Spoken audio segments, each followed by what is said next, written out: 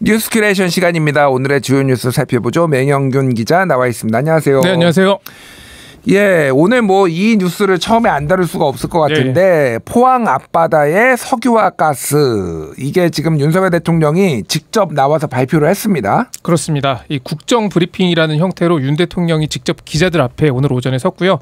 그 포항 영일만 앞바다에 막대한 양의 석유와 가스가 매장돼 있을 가능성이 높다, 그런 물리 탐사 결과가 나왔다는 겁니다. 이 석유 가스전 개발은 물리 탐사부터 하고 그 다음에 이제 탐사 시추를 하고 상업 개발을 하는 3단계로 진행이 되는데, 지금 뭐 본격적으로 얼마나 매장되어 있는지는 알 수 없지만 뭐 유망하다, 뭐 이런 탐사 결과가 나왔다, 이렇게 보면 되는 단계입니다. 오늘 그 대통령실 기자실이 엄청 어수선했다고. 그렇습니다. 이게 예고돼 있지도 않았고 특히 맞습니다. 대통령이 직접 나와서 브리핑하는 것도 좀 깜짝 맞습니다. 이벤트였는데 어쨌든 대통령이 이렇게 발표를 했다라는 거는 가능성 상당히 높다, 이렇게 봐야 되는 건가요? 그렇죠. 대통령이 직접 나섰다라는 거는 그 자체로도 좀 의미가 있는 거니까요. 그런데 이곳이 이제 지난해 2월, 그러니까 동해 가스전 2021년까지 가스를 생산했던 곳입니다. 그 주변에 석유 가스전이 존재할 가능성이 높다고 해서 그 지난해 2월에 그 물리탐사 심층 분석을 맡긴 거죠. 그 액트지오라는 미국 회사고요. 이 회사가 이제 세계 최고 수준의 심해 기술 평가 전문 기업이다. 근데 여기서 분석을 한 거라는 겁니다. 윤 대통령의 관련 발언 한번 들어보겠습니다. 미국의 액트지오사에 물리탐사 심층 분석을 맡겼습니다. 최근에 최대 140억 배럴에 달하는 석유와 가스가 매장되어 있을 가능성이 매우 높다는 결과가 나왔고, 유수 연구기관과 전문가들 검증도 거쳤습니다. 네, 말씀드린 것처럼 그 물리탐사 다음 단계가 탐사 시추거든요. 그런데 그 시추에 대해서도 세계의 그 최고의 에너지 기업들이 관심을 지금 보이고 있다.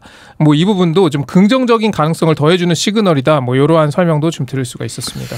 140억 배럴이면은 이게 어느 정도 되는 건지 감이 잘 안 잡혀요. 그러니까 우리나라의 경우에는 90년대 후반에 동해에서 가스전을 발견했었고요. 거기서 2021년까지 생산을 했는데 그게 4,500만 배럴 규모였거든요. 그러니까 300배가 넘는 규모가 되는 거고요.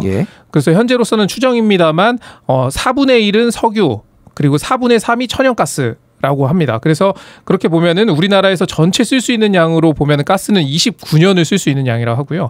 석유는 4년 넘게 쓸 수 있는 양이다. 이 정도로 지금 현재로서는 추정되는 상황이고요. 국외로 시선을 넓혀보면은 이번 세기의 최대 심해 유전이라고 불리는 남미의 가이아나 광구가 110억 배럴 규모였거든요. 그것보다 더 많다라는 설명입니다. 그러니까 뭐라고 해야 될까요? 앞바다에 이렇게 보물이 묻혀 있었는데 이거를 몰랐다. 참 신기한데, 어쨌든 그럼 다음 단계가 지금 어떻게 진행이 되는 건가요? 일단 물리 탐사 자료를 취득한 다음에 그거를 이제 전산 처리를 하고 이어서 자료 해석을 하게 되고요. 그래서 지금의 전망치가 나온 거라고 보시면 되고요. 이제 탐사 시추를 통해서 석유가 진짜 있는지 확인을 하고 개발하고 생산하고 이런 단계를 거치게 됩니다. 윤 대통령은 오늘 그 산업통상자원부에 그 동해 심해 석유 가스전에 대한 탐사 시추 계획을 승인했고요. 그렇게 되면은 사전 준비 작업을 하게 되고 올해 말에 첫 번째 시추공 작업에 들어가면 내년 상반기에 어느 정도 좀 결과가 나올 것이다, 이렇게 전망이 됩니다. 윤 대통령 발언 하나 더 들어보겠습니다. 사전 준비 작업을 거쳐 금년 말에 첫 번째 시추공 작업에 들어가면 내년 상반기까지는 어느 정도 결과가 나올 것입니다. 국민 여러분께서는 차분하게 시추 결과를 지켜봐 주시면 좋겠습니다. 시추 결과가 사실 제일 중요하다고 볼 수 있죠. 지금까지는 탐사 자원량, 그러니까 물리탐사 자료 분석을 통해서 산출한 추정 매장량이 140억 배럴이라는 거고요. 근데 여기서 좀 더 확인이 되면은 발견 잠재 자원량이라는 단어를 이제 쓰게 됩니다. 이러면 이제 잠재적으로 어느 정도가 실제로 매장돼 있을 걸로 보인다.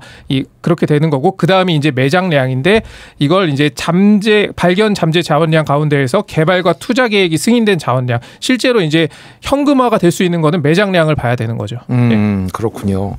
그럼 이제 제 국민들이 궁금한 거는 이제 언제부터 이제 시추는 이제 시작을 조만간 한다고 치고 언제부터 이게 실질적으로 우리가 쓸 수 있는 건지 언제부터 상업화가 되는지가 좀 궁금해요. 그러니까 일반적으로 첫 탐사부터 생산까지 7년에서 10년 정도 걸린다고 하고요.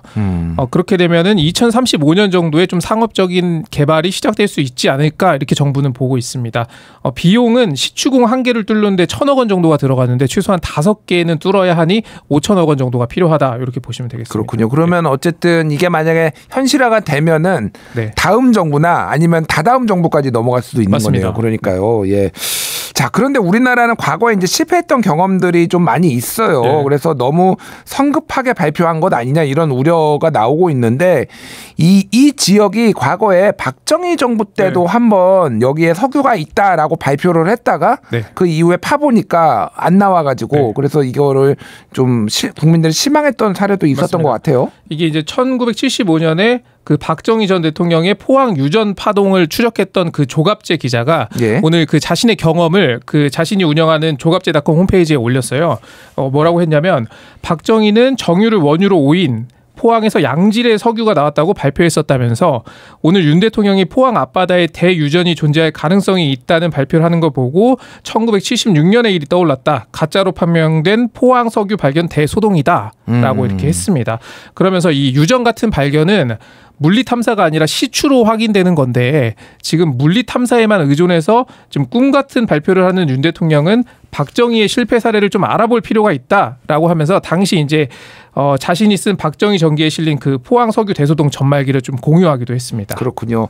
정부에서는 이거에 대해서 좀 어떻게 설명을 하나요? 정부에서도 뭐 그동안 석유공사가 48개 시추공을 통해서 시추를 해왔고 그리고 이번에는 뭐 심해 유전이라고 하니 심해에도 3개 정도 시도했다가 결과가 좋지 않았다라는 거는 인정을 했습니다. 다만 이번에는 그 17년 동안 지난 17년 동안 모았던 자료를 가지고 다시 정밀 분석을 했고 좀 상당히 높은 수준의 확률을 확인받았다 이렇게 얘기를 했고요.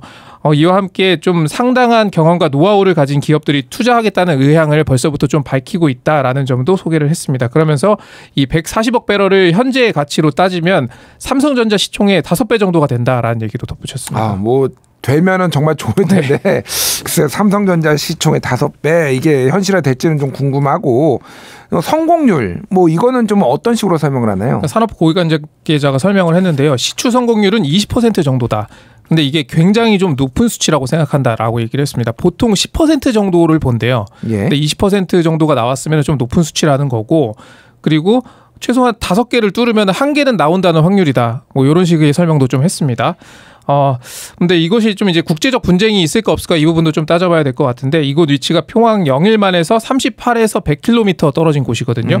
그러니까 모두 우리나라의 독자적인 그 백타적 경제 수역에 포함됩니다. 그래서 국제 협상이 필요한 건 아니다라는 얘기도 함께 했습니다. 그러니까 확률이 20%라는 게 산술적으로 하면은 5분의 1은 맞는데 5개를 꽂았는데 다 안 나올 수도 있는 거고 5개 중에 뭐 3, 4개가 나올 수도 있는 거고 그렇죠. 그거는 이제 알 수가 없는 거죠. 반대로 생각해 보면은 실패 확률이 80% 아니야? 이렇게 생각해 볼 수도 있는 거거든요.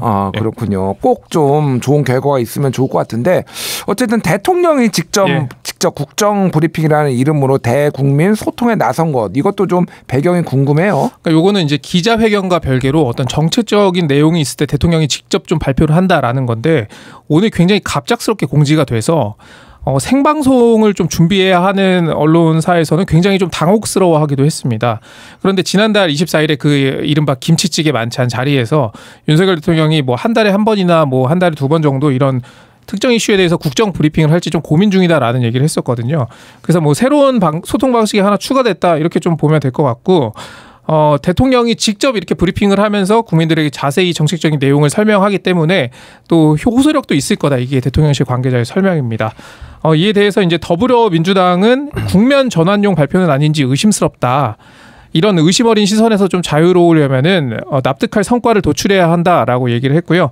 허은하 개혁신당 대표는 비판의 목소리를 냈는데요. 돋보일 만한 대목에는 대통령이 나서고 책임지고 반성해야 할 대목에는 철저히 숨어있는 참으로 비겁한 대통령이다 이렇게 비판하기도 했습니다. 아무래도 뭐 최근에 이제 최상병 사망 사건과 관련해서 대통령과 이종섭 장관이 당시 국방부 장관이 8월 2일에 이제 통화를 했는데 그 내용에 대해서 직접 좀 나서서 밝혀라 이렇게 야당이 요구하고 있는데 그런 내용을 좀 얘기한 게 아닌가 그렇게 보여집니다. 자, 다음 소식으로 넘어가겠습니다. 정부가 9.19 군사합의 전체 효력을 정지하기로 했습니다. 대북 확성기 방송을 재개하기 위한 준비 절차다 이렇게 봐야 되는 거죠? 네, 그렇습니다. 그 장호진 국가안보실장이 어제 그 북한의 2차 오물풍선을 그 북한이 남한으로 날려보낸 것과 관련해서 북한이 감내하기 힘든 조치를 하겠다라고 예고를 했었거든요. 뭐 물론 아직까지 인명 피해가 접수된 건 없었지만 재산 피해는 좀 있었고요. 차량 앞유리가 좀 파손되는 뭐 사례가 발생했거든요. 이런 상황에서 정부가 내일 국무회의에 9.19 군사합의 전체 효력 정지 안건을 상정하기로 했습니다. 일단 북한에서는 이거를 이제 오물풍선을 더 이상 보내지 않겠다고 일단 발표를 한 상황이에요. 그렇죠. 남한에서도 보내지 않는다면 우리도 하지 않겠다라는 전제가 있긴 했었죠. 그래서 남측 남한에서 만약에 보내면은 우리는 100배로 다시 보내겠다 뭐 이런 맞습니다. 상황인 것 같은데 자 일단은 우리도 북한에 다시 전단을 보내고 이거는 정부가 주도하는 건 아니고 민간에서 지금 보내는 거지만은 계속 보낼 것이고 보낼 것으로 예상이 되고 대북 확성기 방송까지 하는 거라면은 남북 관계가 조금 더 긴장 관계로 지금 가야 되는 걸로 봐야 될 것 같아요. 맞습니다. 이 지난해 11월에 그런 대북 정찰 능력에 관한 조항만 일부 효력을 좀 정지했었고요. 9.19 군사합의 이번에 전체 효력 정지가 되면은 전달 살포는 물론이고 좀 대북 확성기 방송 북한이 좀 민감하게 생각한다라고 알려진 대북 확성기 방송까지 가능해집니다. 그리고 그동안 중단됐던 어떤 접경 지역에서의 포사격이나 훈련까지도 가능해지는 겁니다. 그러니까 우발적 충돌이 더 발생할 가능성이 좀 높아지는 거죠. 오늘 대통령실에서 국가안전보장회의 실무조정회의가 열렸는데 여기에서 이제 9.19 군사합의 효력정지 얘기가 나온 거고요. 여기에 참석자들은 북한의 일련의 도발이 국민들에게 실제적인 피해와 위협을 가하고 있다. 9.19 군사합의는 우리 군의 대위태세에 많은 문제점을 초래하고 있다. 이런 평가를 내놨습니다. 지금까지 이제 9.19 군사합의를 윤석열 정부에서 비판은 했지만은 전면적인 파기 이것까지 가지 않은 거는 우리가 먼저 파기한 것에 대한 약간 부담감이 있었는데 맞습니다. 북한이 이제 이런 오물풍선으로 도발을 하니 이제는 우리도 그런 명분이 생겼다. 이제 정부의 입장은 이런 것 같습니다. 문제는 지금 이제 출구가 없어 보일 정도로 남북이 지금 강대강으로 계속 가고 있는데 이게 이제 어떤 효과가 있고 어떤 결과가 나올지를 좀 봐야 될 것 같아요. 근데 일단 수백 개의 풍선이 날아오는데 우리 군이 제대로 대응하지 못했다? 일단 남한에 다 떨어졌으니까요. 근데 이게 9.19 군사합의 때문인가라는 걸 좀 생각해 볼 수 있을 것 같고요. 이게 뭐 우리 군이 정찰을 제대로 하지 못했다면은 그 원인부터 좀 찾아야 되는 게 아닌가라는 얘기가 좀 나오고 그리고 뭐 물론 이 북한의 행동이 비상식적이고 비정상적이고 그리고 또 정상 국가로서는 해서는 안 될 행동이긴 하죠. 그렇다고 이 남북의 합의를 아예 없애버리는 거는 오히려 그 최후의 좀 안전판을 제거하는 것과 같다라는 지적도 함께 나옵니다. 또 과거 사례들을 보면은 긴장이 고조되면 될수록 위험한 상황이 더 자주 발생을 했거든요. 그러니까 풍선만 주고받으면 다행인데 이 풍선이 아니라 서로 이제 총알을 주고받게 되면은 뭐 물론 우리도 강하게 나갈 수 있다라는 경고는 필요합니다만 이와 함께 좀 대화를 재개할 방법은 없나 뭐 이런 생각도 해보게 됩니다. 네, 무력 충돌까지 가지 않는 선에서 어떻게 정부가 대화를 할 수 있을지 대화 채널을 마련할지 좀 지켜봐야 될 것 같습니다. 자 끝으로 짧게 하나만 살펴보겠습니다. 한일 초계기 갈등이 5년 만에 봉합됐다는 소식이 있네요. 네, 요게 한번 좀 설명을 드리면 2018년에 있었던 일입니다. 2018년 12월에 동해에서 우리의 구축함인 광개토 대항함이 그 구조 작업을 벌이고 있었어요. 그 북한 어선에. 그런데 그 광개토 대항함을 향해서 일본의 해상 초계기가 위협 비행을 한 사건입니다. 이후에 일본 측에서는 우리 광개토 대항함이 그 사격 통제 레이더를 그러니까 비췄기 때문에 우리가 이렇게 비행을 한 거다라고 주장을 했고 우리는 구조 활동을 하는 구축함에 위협 비행을 하는 게 맞느냐 이렇게 좀 맞섰던 거고요. 이게 이제 서로의 주장만 반복하다가 계속 일이 커졌던 거고 그럼 우리 측에서 사실관계를 밝혀보자. 우리가 레이더를 조사했다는 증거가 있느냐 하니까 일본에서는 한국의 레이더 체계 정보를 내놔라. 확인하자 이렇게 했던 건데 그거는 군사 기밀인데 우리가 또 어떻게 줄 수 있느냐 이렇게 계속 맞서게 된 거예요. 또 이러한 유사한 위협 비행 사건이 4번이나 더 발생을 했던 거고요. 심지어 이 과정에서 당시 국방부는 영상까지 좀 공개하면서 공개 반박에 나서기도 했고 일본은 뭐 수출 금지 조치까지 하게 되면서 일이 계속 커졌던 겁니다. 그렇군요. 그래서 결국은 뭐 봉합이 된 건가요? 그래서 일단 한국과 일본은 양국의 국방장관이 싱가포르에서 만났습니다. 그러니까 시비를 가리진 않았고 대신 재발 방지 대책에 합의했습니다. 그러니까 서로 양쪽이 항공기간 안전거리를 유지하고 마주치더라도 함포나 미사일 사격 통제 레이더, 어뢰 발사관 등을 조준하는 행위는 피한다라는 내용도 포함되어 있습니다. 근데 사실 우리나라는 일본의 이런 행동을 아예 도발로 규정을 했었거든요. 예. 그런데 아무런 사과 조치 없이 갈등을 좀 매듭 지은 거 아니냐라는 비판이 좀 나오고 있고요. 한민수 더불어민주당 대변인은 윤석열 정부가 일본으로부터 사과 한마디 받지 못하고 재발 방지에 합의했다면서 이는 일본의 위협 행위를 없던 일로 만들어버린 것이다 이렇게 지적을 했습니다. 5년 넘게 갈등을 빚어왔는데 결국은 이제 사과가 없었다라는 것에서 좀 불만족스러울 수 있지만 일부에서는 어쨌든 제발 다시 이런 일이 계속 반복되는 게 양측에 좀 부담이 되니 이거를 합의한 건 또 잘했다 뭐 이런 평가도 있는 것 같습니다. 근데 문제는 일본이 무리한 요구를 또 했다 이런 얘기가 있어요. 그러니까 일본 매체의 보도가 있었는데 그 해군 함정 같은 경우에는 각 나라의 국기와 그 해군의 깃발을 함께 그 개양을 합니다.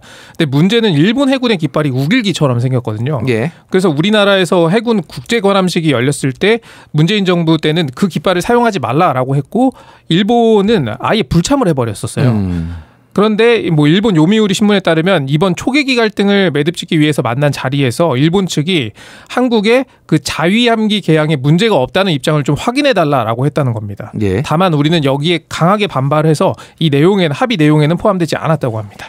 이 완전히 별개 아닌가요? 이거는? 별개죠. 그러니까요. 이거를 왜 이거를 없던 일로 하는데 이거를 왜 테이블에 올리는지. 근데 다만 이 정부가 바뀌고 나서는 그 일본 함정이 그 우길기를 달고 들어오는 거를 우리가 또 제지하진 않았었거든요. 뭐 그런 차이가 있습니다. 물론 이것도 해군의 입장을 들어보면은 이거는 해군기를 달고 오는 거는 이제 해군의 전통이다. 라는 얘기를 하긴 합니다. 알겠습니다. 일본은 계속 무리한 요구도 하고 있는데 우리도 좀 당당하게 목소리를 내야 될 필요는 있지 않나 이런 목소리도 나오고 있는 것 같습니다. 뉴스 큐레이션 여기까지 하겠습니다. 감사합니다. 예, 고맙습니다.